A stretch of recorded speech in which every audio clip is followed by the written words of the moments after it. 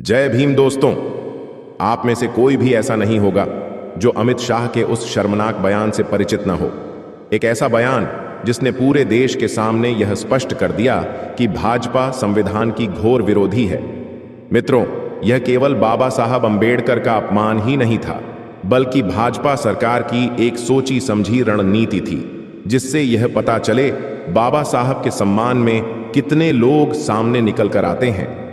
अमित शाह के इस बयान पर पूरे देश ने बाबा साहब के सम्मान में जोरदार प्रतिक्रिया दी और बहुजनों ने यह दिखा दिया कि अगर संविधान पर आंच आई तो वे सरकार का क्या हाल करेंगे।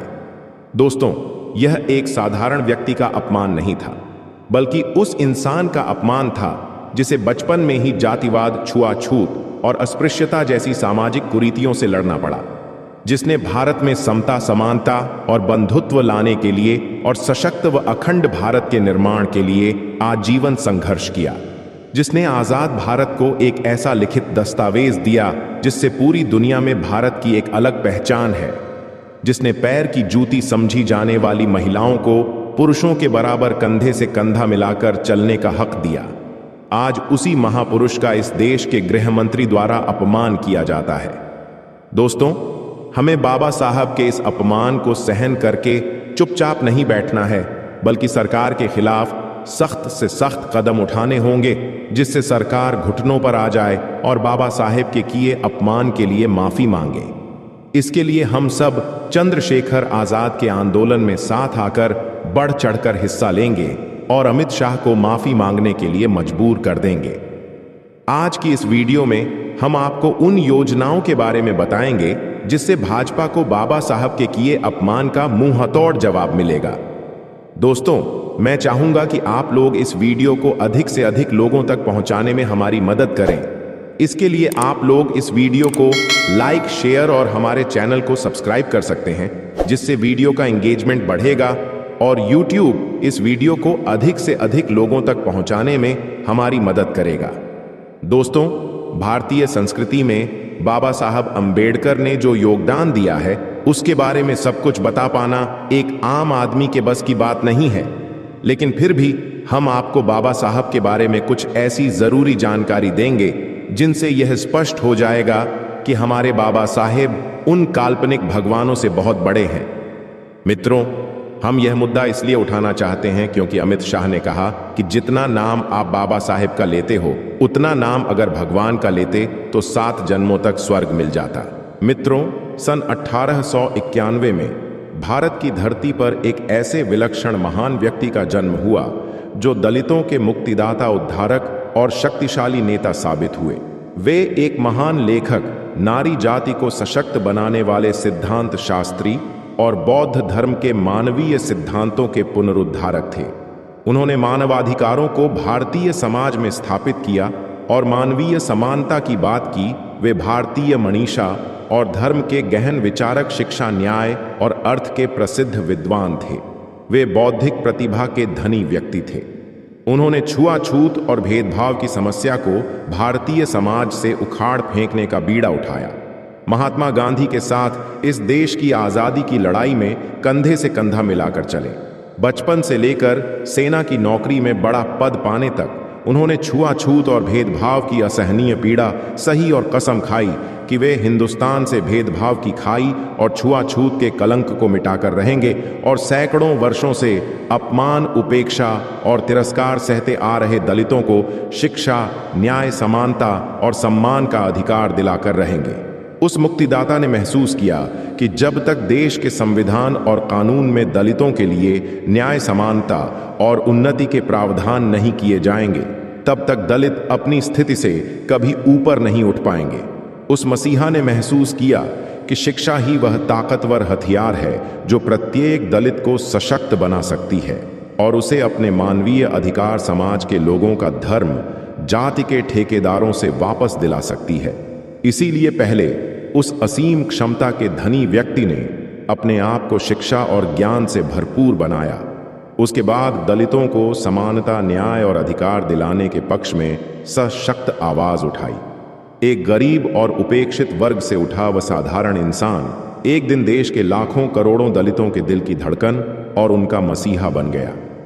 जी हाँ दोस्तों, आज हम बात कर रहे हैं बाबा साहब अंबेडकर की, जिन्हें डॉक्टर भीमराव अंबेडकर कहा जाता है। वे भारतीय संविधान के निर्माता थे। भारत के वे पहले कानून मंत्री बनाए गए। भारतीय संविधान के निर्माण के बाद उन्होंने हिंदू कोड बिल भी बनाया था।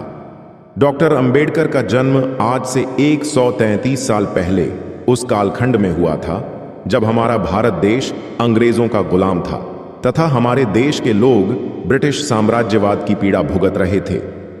तब अंग्रेज लोग तो भारतीयों पर जुल्म करते ही थे, लेकिन भारत के ऊंची जाति के स्वर्ण लोग भी अछूत या निम्न वर्ण के लोगों को घृणा की दृष्टि से देखते थे। अछूत जनों को वे अपने नल से पानी भी नहीं लेने देते थे और उन्हें छूना बहुत बड़ा पाप समझते थे। छुआछूत और असमानता के ऐसे युग में मध्य प्रदेश के महू नामक स्थान में एक ऐसे महामानव का जन्म हुआ जो दलित वर्ग के लिए मुक्तिदाता साबित हुआ और उनके महान कार्यों के कारण दलित समाज के लोग उन्हें भगवान मानकर पूजने लगे। उस महापुरुष का नाम डॉक्टर भीमराव अंबेडकर था। अंबेडकर 14 अप्रैल 1891 को पैदा हुए थे। वे अपने माता पिता की 14वीं संतान थे, लेकिन उनके अधिकांश भाई बहन कुछ समय तक जीने के बाद परलोक सिद्धार गए थे। उनके पिता का नाम रामजी राव और मां का नाम भीमाबाई था। दोस्तों, भीमराव के पिता कहने को तो मिलिट्री में सूबेदार थे, लेकिन उन्हें वेतन बहुत ही कम मिलता था।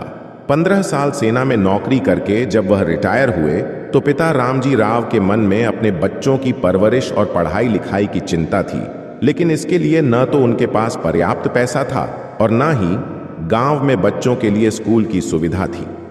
आखिरकार रामजी राव ने अपना गांव छोड़कर सातारा शहर जाने का निर्णय लिया ताकि वे शहर में आजीविका का कोई कार्य या नौकरी कर सकें और अपने तीनों पुत्रों को किसी अच्छे स्कूल में दाखिला कराकर उनका भविष्य संवार सके।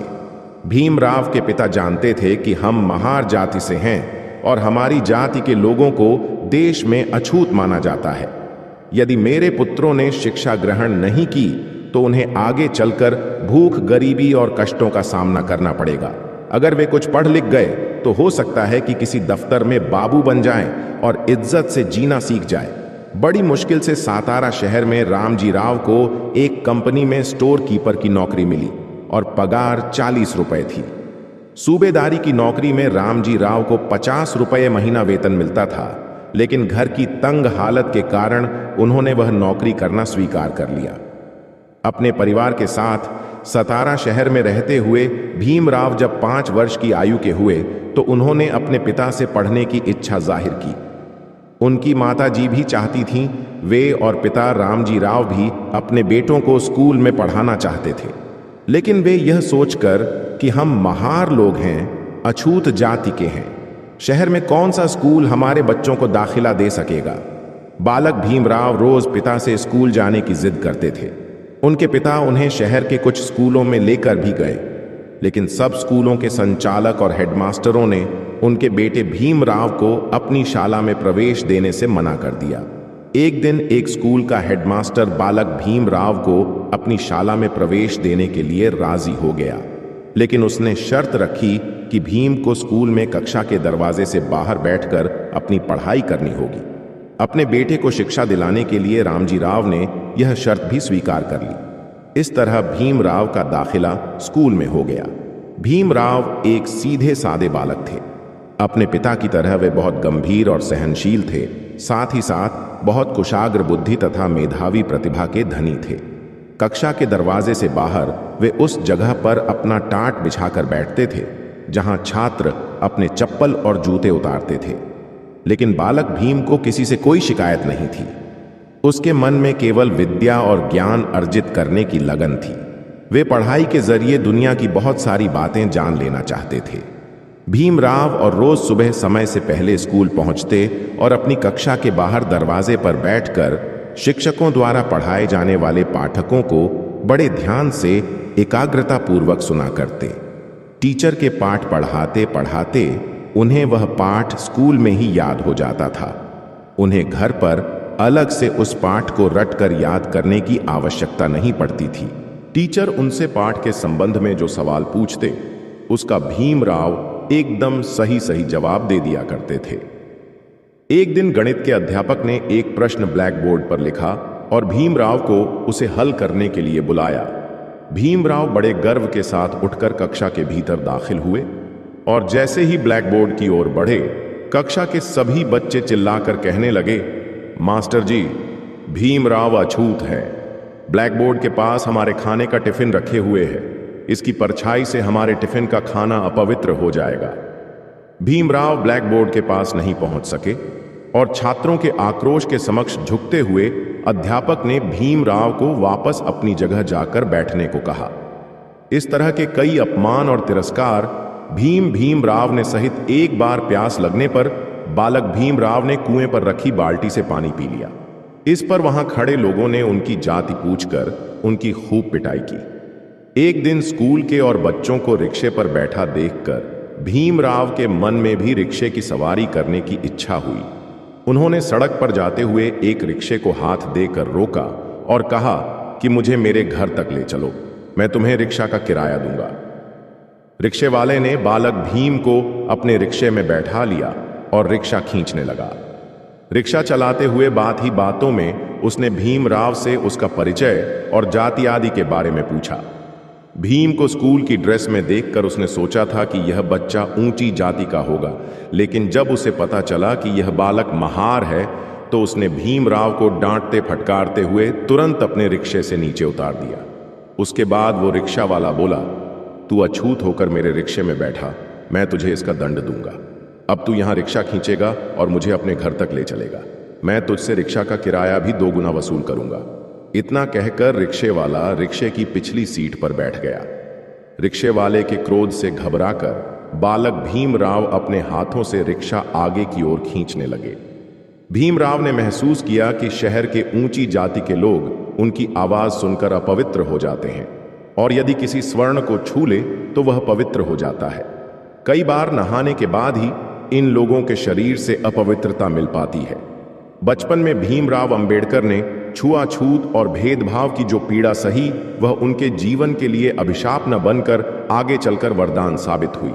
इसी पीड़ा ने उनको अन्याय और कुरीतियों से लड़ने की ताकत दी। दलितों को भारतीय समाज में समानता का अधिकार और न्याय दिलाने के संघर्ष शक्ति प्रदान की भीमराव ने स्कूल में एक एक करके 4 कक्षाएं अच्छे नंबरों से पास की और वे 5वीं कक्षा में आ गए। एक दिन उनकी मां कठिन बीमारी का शिकार हो गई। पति ने भीमाबाई का पड़ोसी वैद्य से इलाज कराया, लेकिन भीमाबाई को बचाया नहीं जा सका।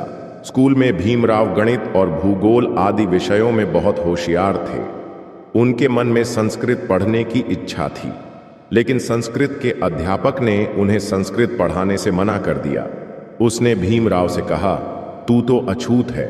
संस्कृत ऊंची जाति के बच्चों के पढ़ने की चीज है बेटा। संस्कृत पढ़ना तेरे भाग्य में नहीं है। भीमराव हर कक्षा प्रथम श्रेणी के अंकों से पास कर गए। अब उन्हें हाई स्कूल की शिक्षा ग्रहण करने के लिए बड़े स्कूल में भर्ती होना था, लेकिन पिता रामजी राव के पास उनकी फीस जमा करने के लिए पीतल की अपनी पुरानी परात को एक सेठ के यहां गिरवी रखकर फीस के रुपयों का प्रबंध किया। इस तरह हाई स्कूल में भीमराव का दाखिला हो गया।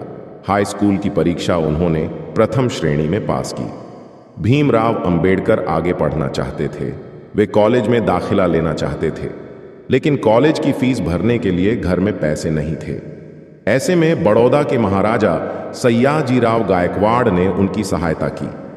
भीमराव को अपने एक मित्र से पता चला कि बड़ौदा रियासत के महाराज गरीब छात्रों की मदद करते हैं, अतः हमें मदद मांगने महाराज के मुंबई स्थित कोठी पर गए। जब महाराज को पता चला कि भीमराव ने गरीब छात्र होकर भी फर्स्ट डिवीजन से हाई स्कूल पास किया है, तो वे भीमराव की सहायता करने के लिए तैयार हो गए। भीमराव ने मन में ठान लिया था कि मुझे पढ़ाई में ऊंची से ऊंची डिग्री प्राप्त कर शिक्षा में महारत हासिल करनी है। नरेश ने भीमराव की सहायता के लिए उन्हें तुरंत 100 रुपए दिए और हर महीने 25 रुपए की छात्रवृत्ति देने का वायदा किया। इस तरह महाराज की सहायता से भीमराव ने बंबई के कॉलेज में एडमिशन ले लिया। उन्होंने बंबई कॉलेज से अच्छे अंकों से बीए की परीक्षा पास की और रमाबाई के साथ उनका विवाह हुआ और बेटे को तरक्की कर आते देख एक दिन भीमराव के पिता ने बड़े गर्व के साथ अपने जीवन की अंतिम सांस ली। बीए करने के बाद भीमराव फौज में लेफ्टिनेंट हो गए थे, लेकिन वे विदेश जाकर उच्च शिक्षा प्राप्त करना चाहते थे। इसलिए उन्होंने अपनी फौज की नौकरी से त्यागपत्र दे दिया और बड़ौदा महाराज की आर्थिक मदद से उच्च शिक्षा प्राप्त करने अमेरिका चले गए और वहां की कोलंबिया यूनिवर्सिटी में दाखिला ले लिया। वहां भीमराव ने पॉलिटिकल साइंस, हिस्ट्री, सोशियोलॉजी और इकोनॉमिक्स का गहरा अध्ययन किया। ये सभी विषय उनकी मेन कक्षा के थे। भीमराव को देश अमेरिका इस मायने में पसंद आया क्योंकि वहां सभी लोग आजाद ख्यालों वाले और तरक्की पसंद थे। छुआछूत और भेदभाव की संकीर्ण विचारधारा यह वहां के लोगों के मन में नहीं थी। अमेरिका की यूनिवर्सिटी से अच्छे अंकों से बीए करने के बाद भीमराव ने पढ़ना नहीं छोड़ा। वे अमेरिका से लंदन चले गए और वहां के लंदन स्कूल ऑफ इकोनॉमिक्स में दाखिला ले लिया।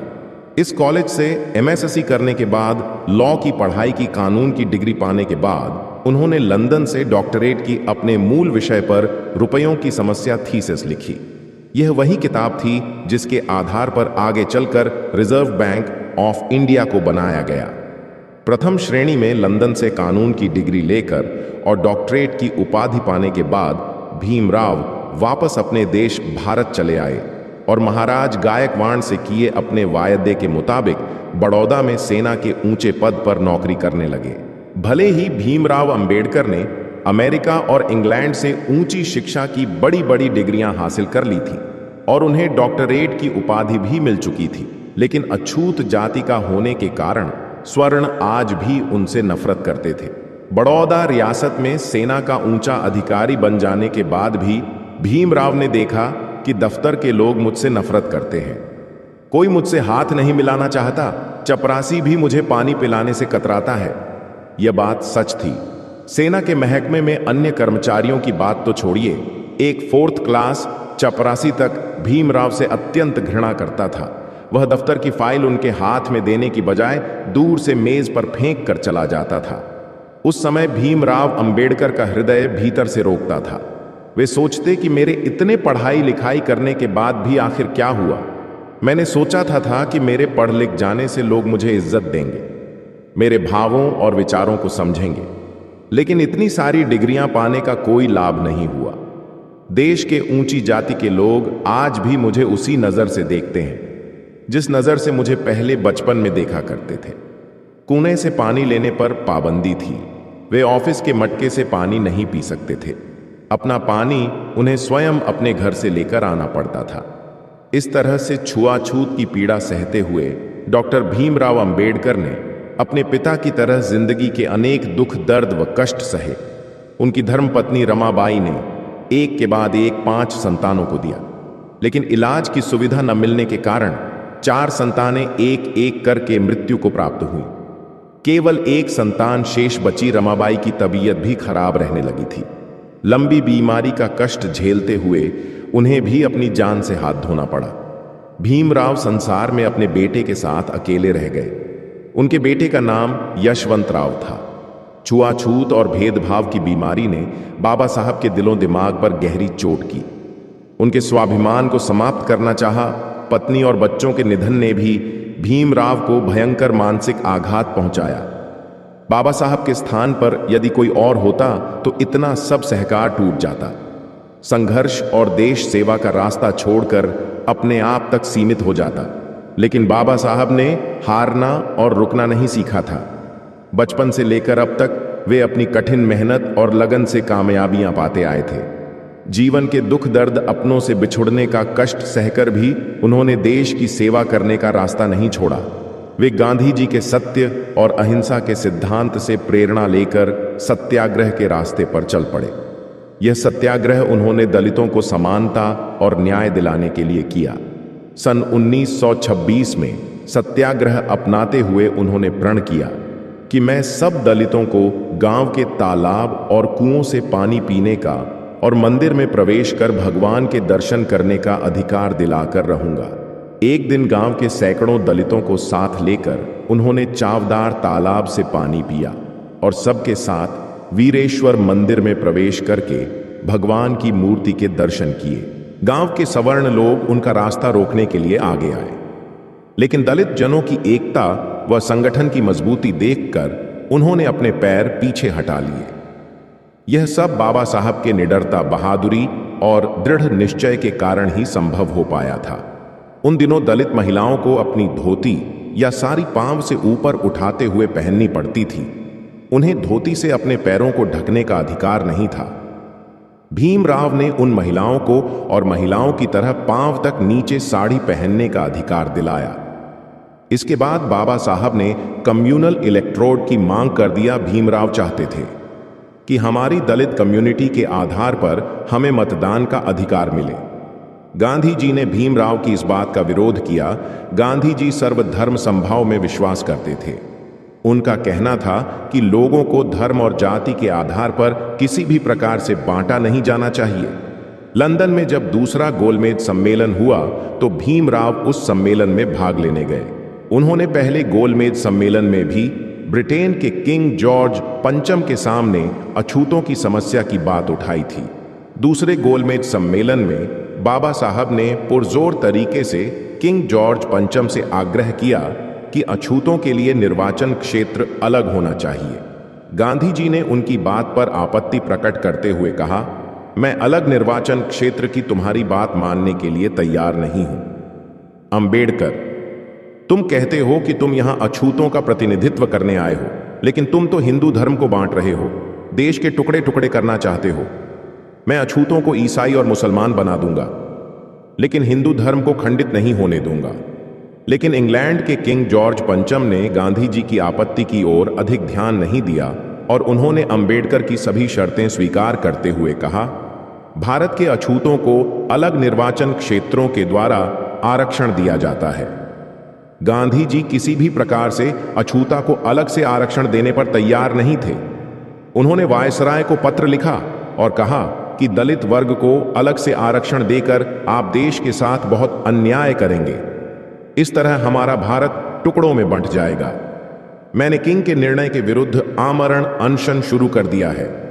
जब अछूतों के पृथक निर्वाचन क्षेत्र को लेकर गांधी जी ने आमरण चरण आरंभ किया तो पूरे देश में खलबली मच गई। तब कांग्रेसी नेता इस समस्या के ऊपर गहराई से विचार करने लगे। सबने तय किया कि इस बात को लेकर मुंबई में एक विशाल सभा का आयोजन होना चाहिए। शीघ्र ही मुंबई में इस समस्या को लेकर एक बड़ी सभा आयोजित की गई। पंडित मदन मोहन मालवीय ने अंबेडकर से अपने मांग पत्र पर पुनर्विचार करने को कहा। अंबेडकर ने कहा, मुझे आपकी हर बात स्वीकार है, पर मैं दलित वर्ग को उनके अधिकार दिलाकर रहूंगा। यदि गांधी जी यह अनशन देश की स्वतंत्रता के लिए करते तो पूरा देश उनके साथ उपवास करता और मैं भी उनके साथ अनशन पर बैठता। दलितों के अधिकार के विरोध में इतना बड़ा अनशन मेरी समझ में नहीं आ रहा है। मैं देश से छुआछूत को मिटाना चाहता हूं, मैं इसलिए यह कर रहा हूं। गांधी जी उस समय यरवदा जेल में थे। उन्होंने जेल से अंबेडकर को पत्र लिखा, अंबेडकर, देश को टूटने मत दो, हिंदू जाति को बचा लो। मेरा जीवन अब तुम्हारे हाथ में है, अब जैसा उचित समझो वैसा करो। गांधी जी के पुत्र देवदास अपनी मां कस्तूरबा के साथ डॉक्टर अंबेडकर को मनाने आए। कस्तूरबा गांधी बोली, गांधी जी से समझौता करके उनका जीवन बचा लो। अंबेडकर अंत में डॉक्टर भीमराव। अंबेडकर ने कुछ शर्तों के साथ गांधी जी से समझौता कर लिया। इस समझौते को पूना पैक्ट के नाम से जाना जाता है। इस समझौते की पहली शर्त यह थी कि विधानसभा में दलितों के लिए राज्य की सीटें 78 से बढ़ाकर 148 कर दी जाए। दूसरी शर्त थी कि कानूनी ढंग से इन सीटों का निर्वाचन हुआ। तीसरी शर्त, केंद्रीय विधानसभा में दलितों के अगर सेना में बड़ा पद पाने तक उन्होंने अनेक प्रकार के भेदभाव का अपमान, अपशब्द और कठोर वचन सहे, लेकिन अपने मुख से कभी कोई कटु वचन नहीं बोले। गाली गलौज की भाषा का प्रयोग नहीं किया, क्योंकि वे जानते थे कि गाली अथवा अपशब्दों से प्रतिकार करने से बात नहीं बनेगी। इसे अपने दलित समाज को सही न्याय नहीं दिलाया जा सकेगा और न ही प्रतिशोध के रास्ते पर चलकर उन्हें ऊपर उठाया जा सकेगा। मुझे तो जड़ से भेदभाव और छुआछूत की समस्या नष्ट करनी है। कोई ऐसा महान कार्य करके दिखलाना है जिससे मेरा दलित समाज सदियों तक अपना सिर ऊंचा करके चल सके। समाज के अन्य वर्ग के लोगों के साथ कदम से कदम मिलाकर चल सके और भारत का महान संविधान बनाकर उन्होंने यह अद्वितीय कार्य संभव कर दिखाया। 26 जनवरी 1950 को जब भीमराव अंबेडकर द्वारा बनाया गया संविधान देश में लागू हुआ तो दलितों के चेहरे प्रसन्नता से खिल उठे। अन्याय, भेदभाव और तिरस्कार की मार झेल रहे वंचित वर्ग के चेहरों पर खुशियां छा गई। संविधान के रूप में उन्हें सक्षम और सम्मानपूर्ण जिंदगी जीने के कई अधिकार प्राप्त हो चुके थे। डॉक्टर अंबेडकर ने अपने जीवन और आचरण में हमेशा सहनशीलता के गुण का इस्तेमाल किया। उनके भाषण, लेख और किताबों में तथा संविधान के विभिन्न अनुच्छेदों में भी हमें उनकी सहनशीलता, संयम, धीरज, गंभीरता के महान गुणों के दर्शन होते हैं। गांधी जी की तरह अहिंसा को वे मानव का सबसे बड़ा धर्म है या परम धर्म मानते थे। उन्होंने देखा कि बौद्ध धर्म आज के समय में भी सबसे अधिक उदार और सहनशील है। यह धर्म मानव के बीच किसी भी तरह का भेदभाव नहीं करता है, किसी को छोटा या किसी को बड़ा नहीं समझता है। चाहे मनुष्य किसी भी जाति या धर्म का हो, बौद्ध धर्म सभी को गले लगाता है। यही कारण है कि बाबा साहब ने हिंदू धर्म त्याग कर बौद्ध धर्म ग्रहण करने का निर्णय लिया। 14 अक्टूबर 1956 को उन्होंने नागपुर में बौद्ध धर्म की दीक्षा ली। उनको दीक्षा देते समय बौद्ध भिक्षु चिंतामणि ने उनसे पूछा, तुम सत्य का पालन कर सकोगे? सत्य मेरी मां है, भीमराव ने उत्तर दिया। भिक्षु चिंतामणि ने पुनः पूछा, कटुवाणी से सकोगे? मेरे लिए अब इस संसार में कुछ भी नहीं रहा। हाथ में भिक्षा पात्र लिए पीले वस्त्र पहने अंबेडकर ने उत्तर दिया। इसके बाद भिक्षुक चिंतामणि ने उन्हें बौद्ध धर्म की दीक्षा दी। अब बाबा साहेब देश के सामान्य व्यक्ति नेता और किसी के पैरोकार नहीं रहे, बल्कि वे आत्मवत् सर्वभूतेषु अर्थात सभी प्राणियों को अपने समान देखने वाले आध्यात्मिक हो गए। बौद्ध धर्म की पुस्तकों का गहराई से अध्ययन मनन करके उन्होंने समतावादी गहन दृष्टि प्राप्त की। अब बाबा साहब के लिए कोई अपना या कोई पराया नहीं रहा था। सब उनके अपने हो गए थे और वे सबके हो गए थे। बौद्ध धर्म स्वीकार कर लेने के बाद सभी के प्रति प्रेम, शर्मा और दया का भाव उन्होंने अपने हृदय में धारण किया। डॉक्टर भीमराव अंबेडकर शिक्षा शक्ति के जीते जागते उदाहरण थे। शिक्षा उनके जीवन का सबसे अधिक महत्वपूर्ण और अभिन्न हिस्सा थी। शिक्षा ने इन्हें तार्किक शक्ति, बौद्धिक ताकत और मन करने की योग्यता प्रदान की। कोलंबिया यूनिवर्सिटी ने इन्हें number 1 scholar in the world की उपाधि प्रदान की। शिक्षा के बल पर ही भीमराव ने समाज के दलित और निचले तबके को ऊपर उठाकर उन्हें समर्थ और योग्य बनाया। बाबा साहब की योग्यता, राष्ट्र सेवा और समाज हित में किए गए उनके महान कार्यों को देखते हुए उन्हें सर्वोच्च नागरिक सम्मान भारत रत्न से विभूषित किया गया। दोस्तों, बाबा साहब अंबेडकर जैसे विशेष महान प्रतिभाएं लोगों को न्याय और अधिकार दिलाने के लिए, उन्हें संघर्ष और सच्चाई के पथ पर चलाने के लिए ही पृथ्वी पर जन्म लिया करती है। उन्हें आज भी भारतीय संविधान के निर्माता और दलितों के मसीहा के रूप में याद किया जाता है। उनका संपूर्ण जीवन सच्चाई और न्याय के लिए संघर्ष, कष्ट, सहनशीलता, त्याग और राष्ट्र सेवा का जीता जागता उदाहरण है। देशवासियों की सेवा के लिए, दलितों, गरीबों और वंचितों को अधिकार दिलाने के लिए उन्होंने दिन और रात कठोर परिश्रम किया। अपनी नींद और आराम का त्याग करके भारतीय संविधान के रूप में स्वतंत्र भारत के लोगों को एक ऐसा उपहार दिया जो आज हम सब भारतीयों के लिए भारतीय संस्कृति की नवीन अनमोल धरोहर बन गया है। भारतीय संविधान के रूप में बाबा साहब डॉक्टर भीमराव अंबेडकर इस पृथ्वी पर युगों युगों तक अमर रहेंगे। अपने द्वारा बनाए गए संविधान और कानूनों के रूप में बाबा साहब आज भी दलितों और वंचितों के लिए प्रेरणा पुंज एवं शक्ति के स्रोत है। उनके त्याग, संयम, सहनशीलता, गंभीर राष्ट्र सेवा और उत्थान कार्यों को शत शत नमन। दोस्तों, अगर आपने हमारी वीडियो को यहाँ तक देखा तो आपको यह पता चल गया होगा कि हमारे बाबा साहब उन काल्पनिक भगवानों से बहुत बड़े हैं। आज उन्हीं बाबा साहब यानी हम सबके दिलों के भगवान, उनका अपमान किया जा रहा है। लेकिन सवाल यह है कि क्या हम यह अपमान सहकर चुपचाप बैठेंगे या इसके खिलाफ आवाज उठाएंगे? मित्रों, हमें इसका जवाब वोट की चोट से देना है और सरकार को घुटनों पर ला देना है, जिससे वह बाबा साहब के किए अपमान की माफी मांगेंगे और भविष्य में किसी की इतनी हिम्मत नहीं होगी कि वह बाबा साहब के बारे में कुछ भी गलत बोलने की हिम्मत करे। हमें एक ऐसे नेता का चुनाव करना है जो बाबा साहब और उनके संविधान की रक्षा करे। दोस्तों, वीडियो पसंद आई हो तो वीडियो को लाइक और हमारे चैनल को सब्सक्राइब कर सकते हैं। वीडियो देखने के लिए तहे दिल से शुक्रिया।